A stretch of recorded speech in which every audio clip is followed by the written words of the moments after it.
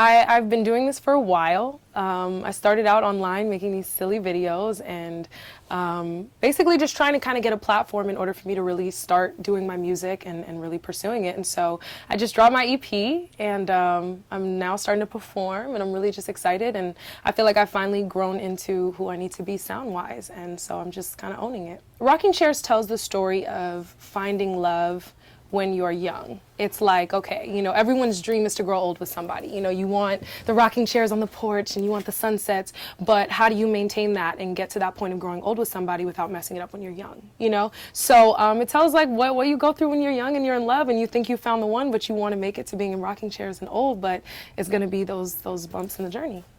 You know, anyone that knows me is always like, your energy is really mature, and I've always kind of been a little bit of an old soul. And I don't know, I mean, it's interesting because I never did want that for myself. But you come across these couples, you know, and it really just alters the way that you see everything. And I've really just recently, God has kind of put people in my life that opened my eyes to the idea of love being positive. And I think I really grew up thinking it was negative. So just everything I've wanted for myself has kind of shifted. And, you know, I think I looked at things very, very negative before getting in a relationship. Like I didn't believe in anything. And then you see these couples who are together for 40 years and you're like, wow, that's really beautiful, but what you speak is what you're gonna get. You know what I mean? If you speak negativity, you're never gonna find that, ever. I'm not in school right now. Straight out of high school, I started working. My mom was like, what are you doing? But I was balancing, you know, my music and acting right out of school. I would get out of school, go record until 1 a.m. in the morning and be up right at 7. So straight out of that, I started public speaking and performing right out of high school.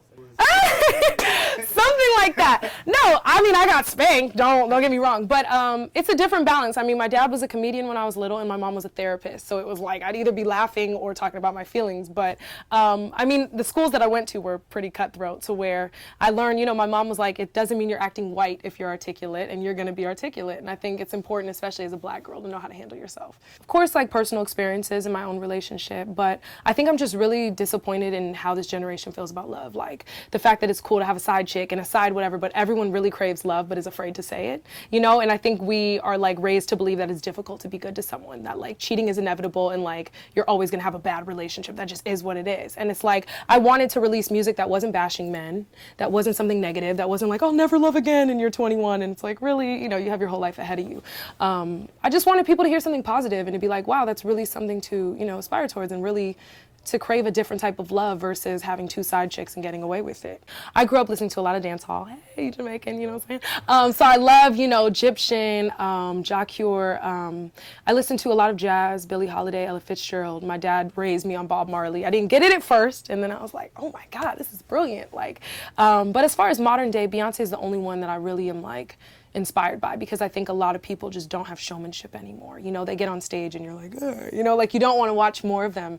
And I mean, the project was inspired by a lot of the 90s that people don't really focus on right now, like the Selena Johnsons and Deborah Cox and Tamia, and just like really great vocalists before. And so, yeah, I mean, it's just a combination of so many things. I mean, I might listen to dance hall and write an R&B record, and it makes sense to me, but everyone else is like, where did you get that from? You know, but I try to keep it eclectic and just mix it up always.